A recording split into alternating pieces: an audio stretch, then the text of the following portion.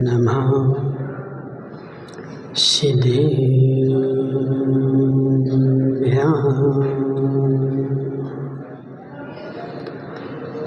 नमः श्रीवर्धमानाय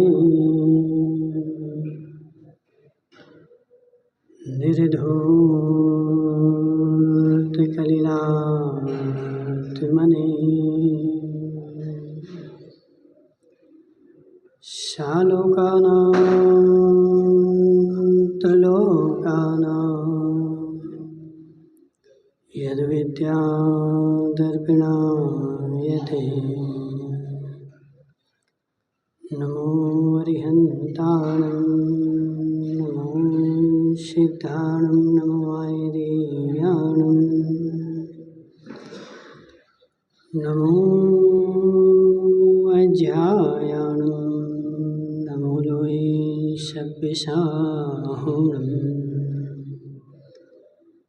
पंच परमेष्टि भगवान की, अनंत अनंत सिद्ध परमेष्टि भगवान की, एक हजाराण देवादिदेव शांतिनाथ भगवान की, आचार्य भगवान समंतभद्र स्वामी की, आचार्य भगवान विद्यासागर जी महाराज की, आचार्य भगवान विशुद्ध सागर जी महाराज की।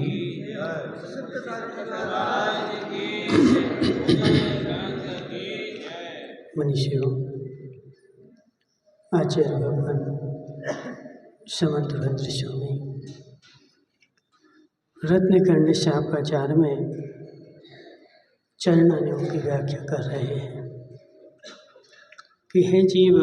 सुरेंद्र भाई, आचार्य कहते हैं कि सच्चा गृहस्थ वही है जो गृहस्थ के धर्म को तो पाल रहा है लेकिन मुनि के धर्म पर नजर है। गृहस्थों के धर्म को पालते हुए जिसके मुनि के धर्म के ऊपर नजर है वह तो सच्चा गृहस्थ है, और जो गृहस्थ के धर्म को पालते हुए मुनि के धर्म के ऊपर जिसकी नजर नहीं है वह मिथ्या चारित्री है। देखो, नहीं हो विश्वास तो सागार अनगार धर्मामृत है। पढ़ा कभी तुम लोगों ने? तुम लोग करते क्या? पढ़ो करे थोड़ा थोड़ा, एक एक ग्रंथ घंटा भर बैठ करके शाम को एक एक ग्रंथ पढ़ो तो जीवन में कम से कम 4 से 10 ग्रंथ तो पढ़ लोगे तो स्वर्ग में जाओगे। तो कहने के लिए तो हो जाएगा कि मनुष्य भाव गए थे तो क्या किया। वहाँ पे विनोद भाई, जब तुम स्वर्ग में जाओगे तो तुम्हें कुंद कुंद स्वामी मिलेंगे, पूजपाल स्वामी मिलेंगे, देवनंदी स्वामी मिलेंगे, समंतभद्र स्वामी मिलेंगे, जिस सब स्वर्ग में बैठे हैं। और वहाँ तुमसे पूछेंगे क्या मनुष्य भाव में गए थे धनपाल जी, और 80 साल 90 साल 100 साल जिए, क्या किया? क्या कहोगे? हे स्वामी, हमने देवी से शादी करी और 2-3 बाल बच्चे पैदा करे, उन बच्चों को पढ़ाया, मास्टरी करी।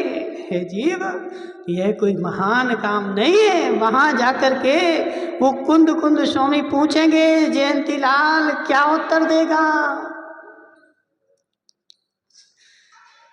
मैंने इतनी मेहनत करी और इतनी मेहनत करके देखो तो जरा, हे जीव, जितनी मेहनत हमारे आचार्यों ने हमारे हित के लिए करी है उसकी क्या 1% भी हम उनके ऊपर कर रहे?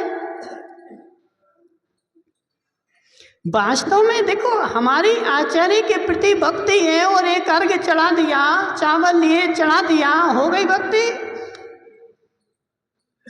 बोलो जयप्रकाश जी, अर्घ्य लिया हमने, आचार्य के अर्घ्य चढ़ा दिया और चढ़ाया तो हमारी भक्ति हो गई। हे जीव, उन कुंद कुंद स्वामी को देख और उनकी नज़र के ऊपर कि जंगल में रहते थे, कोई पेन नहीं था, कोई कागज नहीं था, कोई कॉपी नहीं थी, लेकिन उनको हमारे ऊपर करुणा थी। तो उन्होंने जंगल के पत्ते उठा करके और 84 पहाड़ लिखे। पेन नहीं था, मात्र क्या था, तो कांटे जंगल के उठा करके और उन पत्तों में छेद कर करके और 84 पहाड़ लिखे। तुम लिख सकते हो? महाराज हम तो पेन से ही नहीं लिख सकते, और पेन से तो ठीक लिखना ठीक, हम तो पढ़ ही नहीं सकते। काहे के लिए लिखे सुरेंद्र भाई उन्होंने? काहे के लिए लिखे? हमारा नाम हो जाएगा सारे संसार में हमारा नाम होगा कि कुंद कुंद स्वामी थे, इतना लिख करके गए। हे जीव, उनके अंदर में ऐसी किंचित मात्र भी लालसा नहीं थी। क्यों नहीं थी? क्योंकि उनके पाहुड़ में कहीं उन्होंने अपना नाम ही नहीं लिखा। यदि नाम की लालसा होती तो ग्रंथ में 6 बार अपना नाम लिखते, लेकिन कहीं पर भी उन्होंने अपना नाम नहीं लिखा। मात्र उनको हमारे ऊपर करुणा थी। पंचम काल के आगे आने वाले बेचारे भोले जीव कैसे मोक्ष मार्ग को देखेंगे, इस करुणा को लेकर के उन्होंने 84 पहाड़ लिखे। लेकिन हमारे पास तो समय नहीं है। इमार साहब तो बच्चों को पढ़ाते हैं, क्या नाम, मुकेश जी, नहीं है ना समय नहीं है ना अपने पास। हे जीव, वास्तव में देखा जाए तो विनोद भाई, उन कुंद कुंद स्वामी को अर्घ्य चढ़ाना भक्ति नहीं है। उनके लिखे हुए शास्त्रों को पढ़ना यह उनके ऊपर भक्ति है। तीर्थंकर भगवान ने जो हमारे लिए कहा है वह जीवन में करना उनकी सच्ची पूजा है। अर्घ्य चढ़ा दिया तो अर्घ्य जो होता है धनपाल जी सस्ता होता है, कुछ लगता नहीं है। हे जीव, वास्तव में भक्ति क्या होती है? धनपाल जी, तुम्हारे कितने बेटे हैं? कितने बेटे इनके? सुनाई नहीं देता है। अब 80 के हो गए। देखो एक एक चीजें जो है ना बंद होना शुरू हो गए। विनोद भाई, तुम्हारे कितने बेटे हैं? 2 लड़के हैं, ठीक है। अब 2 लड़के तुम्हारी बात मानते कि नहीं मानते? दोनों मानते हैं, बिल्कुल पक्के ही। अब समझना बात, तुम खुश हो उनसे कि नहीं हो? खुश हो। क्यों खुश हो? हे जीव, तुम्हारे बेटे की तुम्हारे ऊपर खूब भक्ति है, और खूब भक्ति है तो वह तुम्हारे चरण भी छूता है, और तुम्हारे लिए गुलाब जामुन भी खिलाता है, और तुम्हारे लिए बात एक नहीं मानता है। बता, बेटे की पिता के ऊपर भक्ति है, और बेटा पिता को माला भी पहनाता है, पैर भी छूता है, लेकिन सुनता एक भी नहीं है। बोलता है डोकरे शांत बैठे रहे। अब बताओ, गुलाब जामुन खिलाता है, सुखी रहोगे कि नहीं? क्यों? सुरेंद्र भाई, तुम्हारे भी तो बाल बच्चे हो गए होंगे ना, बड़े बड़े, 30 साल शादी को हो गए। कितने बड़े हैं? बड़े बड़े हैं, शादी हो गई बच्चों की, तो डोकरा हो गया। हमें तो ऐसे लग रहा है जैसे 25-30 साल के हो। हे जीव, मेरा बेटा मुझे गुलाब जामुन नहीं खिलाए तो चलेगा, मेरा बेटा मुझे माला नहीं पहनाए तो चलेगा, लेकिन मेरी आज्ञा का पालन करे, मेरी बात माने, तो मुझे खुशी है, और मेरी बात तो नहीं माने और मुझे जो है गुलाब जामुन खिलाए तो हे जीव मैं सुखी रहने वाला नहीं हूँ। तो ऐसे आचार्य भी बोल रहे कि हे जीव तू मुझे गोला तो चढ़ाता है लेकिन मेरी बात तो मानता नहीं। गोला नहीं चढ़ा कोई दिक्कत नहीं, लेकिन मेरी बात मान ले तो तेरा कल्याण नियम से हो जाएगा। इसलिए हे जीव 84 पाहुड़ लिखे कुंद कुंद स्वामी ने, और कांटे से किस पर पत्ते पर छेद कर करके लिख सकते हैं। कितनी मेहनत लगी, लेकिन मेरे पास उनको उठा करके देखने के अभी समय नहीं है। अब बताओ हमारी उन आचार्यों के प्रति विनय है कि नहीं? सुरेंद्र भाई, हमारी उन आचार्यों के प्रति विनय है कि नहीं है? हमारी उन आचार्यों के प्रति विनय है कि नहीं? हे जीव उनकी सच्ची विनय क्या है कि उन्होंने जो हमारे ऊपर करुणा करी है, उन शास्त्रों को पढ़े और उन शास्त्रों को पढ़ करके अपने जीवन में हमेशा आगे बढ़ने का पुरुषार्थ करते रहे। और वास्तव में देखो स्वाध्याय करने से क्या होता है, हमें आगे बढ़ने का रास्ता मिलता है। अब जैसे हम 4 जने बैठे और 4 जनों में सुरेंद्र भाई तुम्हें किसके जैसा बनना है? बोलो, इतने लोग बैठे ना, तुम्हें किसके जैसा बनना है? पक्का? हे जीव कब बनोगे? महाराज जब 90 साल पार हो जाएंगे उसकी बात सोचेंगे। हे जीव हम यदि सामने वाले को देखते हैं और सामने वालों को देख करके उसका ही लक्ष्य बनाते हैं, मैं भगवान की पूजा करता हूँ, अभिषेक करता हूँ और अभिषेक करके बस मेरा काम हो गया, तो अब जो है तू आगे बढ़ सकता नहीं है। लेकिन जब तुम शास्त्रों को पढ़ेगा और शास्त्रों को पढ़ करके तुझे ज्ञान होगा कि अभी तो मैं जो हूँ मैंने धर्म के स्कूल में दाखिला लिया है और अभी मैं कहाँ हूँ, तो अभी तो मैं नर्सरी में हूँ। अभी डॉक्टर नहीं बना विनोद भाई, अभी डॉक्टर नहीं बना।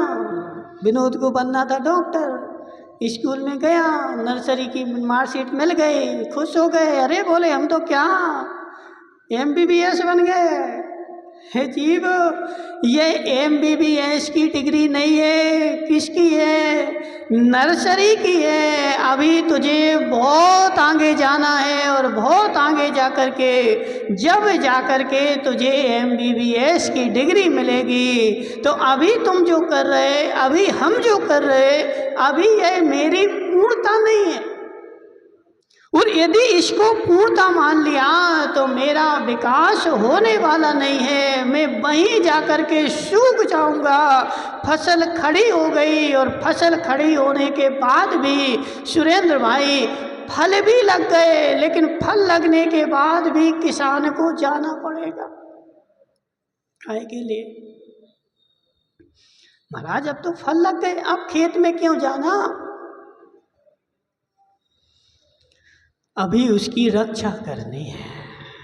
यदि फसल की रक्षा नहीं करेंगे तो जानवर आकर के उसको खा जाएंगे, और जैसे ही जानवर खाएगा तो सारी मेहनत, और होता तो ऐसे ही है जी वर्तमान में अपन लोक में देखते ना, कौन जिनको तुम त्रिशूलधारी बोलते हो जी, कौन है त्रिशूलधारी? कौन है? कौन है? नहीं पता, इसीलिए स्वाध्याय करोगे तो सब पता चलेगा। हे जीव वह भी मुनि थे, और मुनि बनकर के उन्होंने उग्र उग्र तपस्या करी थी। और उग्र तपस्या करने के बाद उनके सामने देवी देवता आकर के खड़े हो गए थे। और जैसे ही देवी देवता आकर के खड़े हुए और उन्होंने बोला कि हे स्वामी, हमारे लिए आज्ञा प्रदान करो, तो वह मुनिराज जो थे उन्होंने देवी देवताओं को आज्ञा देना प्रारंभ कर दिया। और उनकी आज्ञा सब जगह चलने लगी। और वह जो थे त्रिशूलधारी बन करके और आज लोक में लोग पूज रहा है। यदि वहाँ उनको आज्ञा नहीं देते, आगे बढ़ते जाते तो मोक्ष में जाकर के बैठ जाते। लेकिन मोक्ष जाने वाले तो थे, लेकिन बीच में ही अटक गए। क्यों? क्योंकि रक्षा नहीं करी। हे जीव, ऐसे प्रत्येक मनुष्य के जीवन में जब जब जीव धर्म करता है, जब जब धर्म के मार्ग पे आगे बढ़ता है, तो प्रत्येक समय उसको रक्षा की आवश्यकता होती है। किसको? और वास्तव में देखो, अच्छी चीज जो होती है ना, उसी की रक्षा की आवश्यकता है। बुरी चीज की रक्षा की आवश्यकता नहीं है। धान जो है, अनाज जो है, अनाज निकाल लिया, अब अनाज की रक्षा करनी है कि भूसे की रक्षा करनी है? भूसे को तो कहीं भी डाल दो, वह तो पड़ा रहेगा, गीला भी हो जाए, सड़ भी जाए, तो भी उसकी कीमत कम होने वाली नहीं है। लेकिन अच्छी चीज़ जो है उसकी रक्षा हमेशा करनी पड़ेगी। तो इसलिए हे जीव, समझ बात को, मुझे मेरे पास धर्म आया है, तो धर्म आया है तो आ गया, अब क्या करना है महाराज? उसकी वृद्धि के भी उपाय सोचना है। और जितना आ चुका है उसकी रक्षा के भी उपाय सोचना है। यदि रक्षा के उपाय नहीं सोचेगा और वृद्धि के उपाय नहीं सोचेगा, तो वह जितना है उतना ही तेरा सड़ जाएगा, नाश को प्राप्त हो जाएगा। इसलिए जब तुम चरणानुयोग पढ़ेगा, तो चरणानुयोग पढ़ने से मुझे क्या मिलेगा कि अभी तो मुझे और आगे जाना है। अभी जो मैं कर रहा हूँ यह तो कुछ भी नहीं है, अभी तो मुझे बहुत आगे जाना है। और नहीं पड़ेगा तो जहाँ है वही संतोष मनाएगा, बस बहुत हो गया। और बहुत हो गया तो 10 साल, 20 साल, 30 साल, 40 साल, आज तक देखो क्या हुआ कि लोगों को 40-40 साल धर्म करते हुए हो गए, लेकिन जहाँ थे, जहाँ से प्रारंभ किया था वही 40 साल बाद भी वही हैं। मुकेश माठ साहब, कितने साल हो गए माठ साहब बने हैं? 58 साल से माठ साहब हो तो, हाँ 35 साल हो गए। तो जब तुमने नौकरी शुरू करी थी तब तुम्हें कितने रुपये मिलते थे और अब कितने मिलते हैं?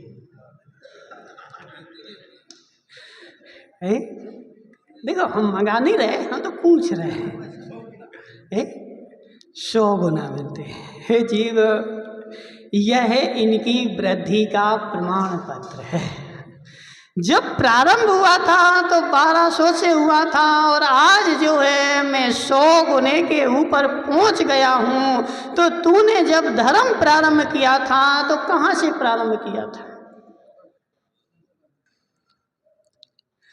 जब मैं धर्म प्रारंभ किया था तो उस समय से और आज के समय में क्या मेरा धर्म का व्यापार भी 100 गुना पहुंचा कि नहीं पहुंचा?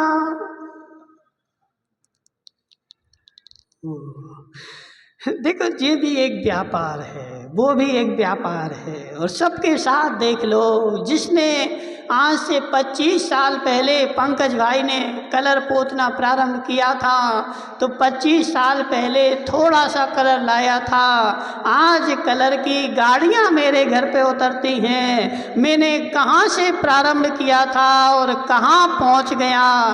तो धर्म क्षेत्र में भी इतनी वृद्धि करी कि नहीं?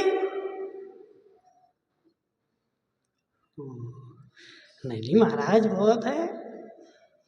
हे जीव, बस मेरे वृद्धि में रोड़ा कहाँ है, मेरे मस्तिष्क में, मेरे दिमाग में एक बात बैठ गई है, बस बहुत हो गए। और जब ये बात बैठ जाए तो आदमी जो है आगे बढ़ सकता नहीं है। बड़े से बड़ा ट्रक हो और ट्रक के सामने एक पत्थर लगा दो, पूरा डीजल का टैंक फुल और अच्छा ताकतवर है, लेकिन एक पत्थर लगा दो तो वह एक ट्रक जो है 1 इंच भी आगे बढ़ने वाला नहीं है। तो इसे मेरे पास ताकत है, मैं बहुत आगे जा सकता हूँ, लेकिन क्यों नहीं जा पा रहा हूँ? क्योंकि मेरे मस्तिष्क में एक टेक लग गई, एक पत्थर लग गया। किस बात का? बस बहुत है, इतना कर रहा हूँ, इतने से मेरा काम हो जाएगा, अब मुझे आगे नहीं बढ़ना है, बहुत हो गया। और वह टेक जो है मुझे आगे बढ़ने से रोके हुए है। हे जीव, वह टेक निकाल दे और अपनी गाड़ी को आगे बढ़ने का पुरुषार्थ करा।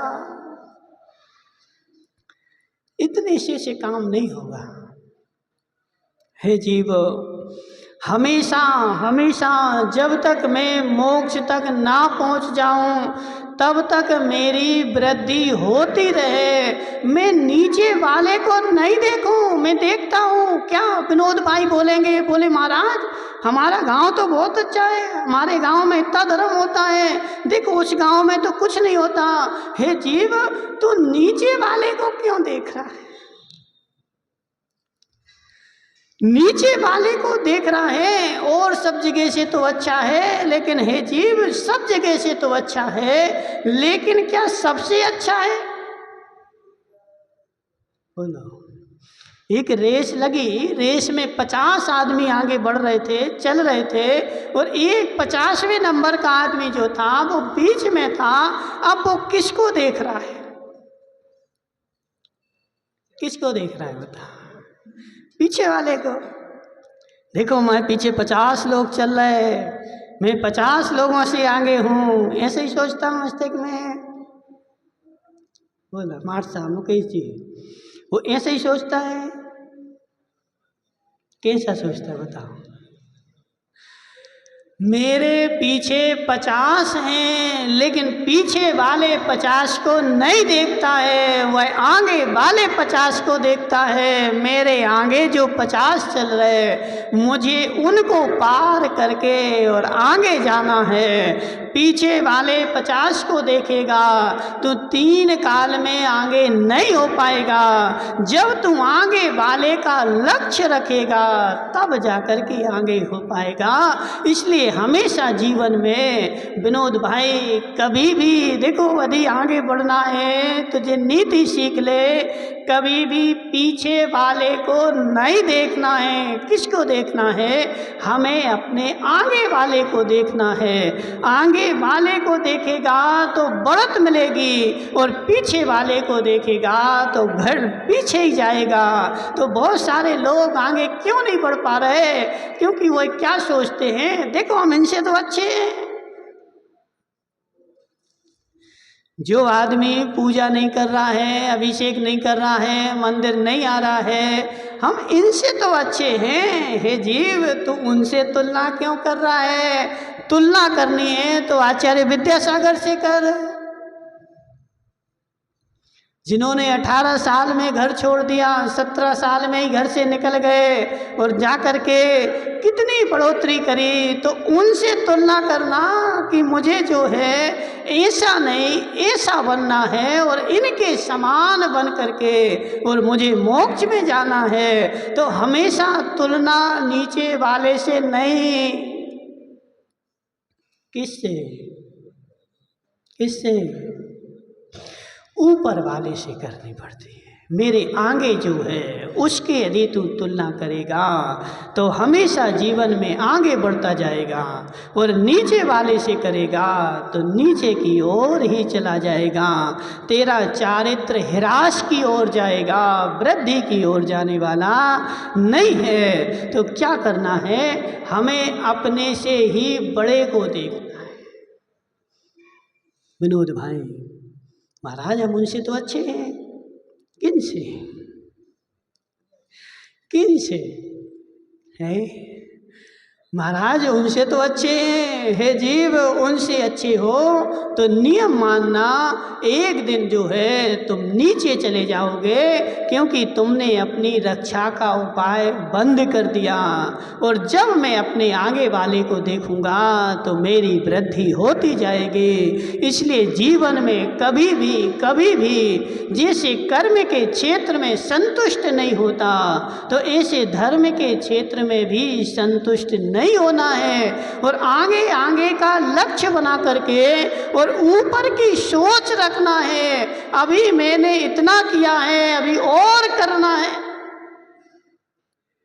और सब आचार्य कहते हैं कि जो और करने की सोच रखता है, आगे बढ़ने की सोच रखता है, वास्तव में वही सम्यक दृष्टि होता है। और जो बीच में ही रुक जाता है, उसके सम्यक दर्शन का कोई ठिकाना नहीं है। इसलिए हे जीव, मैं जितना कर रहा हूँ अच्छा है, लेकिन अभी मुझे, सुरेंद्र भाई कहाँ जाना है? हाँ, देखो अपन लोग जीवन में तो ऐसे ही सोचते हैं।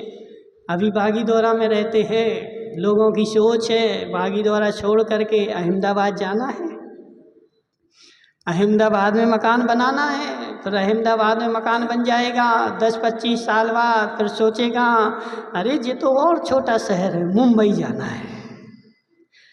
मुंबई वाला सोचेगा अब भारत में नहीं रहना है, अब तो अमेरिका USA में जाना है। हे जीव, तू शरीर के स्थान तो बदलने के लिए प्रति समय सोच रहा है, ऐसे धर्म के स्थान को बढ़ाने के लिए भी सोचता रहे तो मेरा मोक्ष मिलेगा। और यदि धर्म के क्षेत्र में, धर्म में तो देखो नीचे की हो, अब तुम्हारा अपना दोष नहीं है, किसका दोष है? अवसर्पणी काल है। अवसर्पणी काल के कारण जीवों की बुद्धि ऐसी हो रही है, कर्म क्षेत्र में बेचारा बढ़ते जा रहा है, लेकिन धर्म क्षेत्र में ह्रास को प्राप्त हो रहा है। और जब धर्म क्षेत्र में ह्रास को प्राप्त होगा तभी तो इसका ह्रास होता रहेगा नीचे नीचे।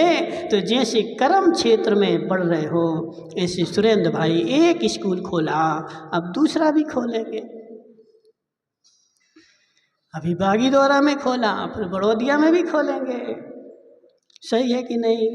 देखो, खोलो चाहे नहीं, लेकिन लक्ष्य तो है, उद्देश्य तो है। यदि मौका मिल जाए तो यहाँ आज एक है, फिर एक और बना देंगे, 2 और बना देंगे। तो ऐसा लक्ष्य लेकर के चल रहा है कर्म क्षेत्र में, तो ऐसा धर्म क्षेत्र में भी लक्ष्य बना करके चल कि मौका मिल जाए तो मैं क्या करूँ, चौका लगा दूँ और इस बाउंड्री से बाहर निकल जाऊँ। यदि लक्ष्य है तो सम्यक दृष्टि है, और लक्ष्य नहीं है तो मिथ्या दृष्टि है। बोली शांतिनाथ भगवान की।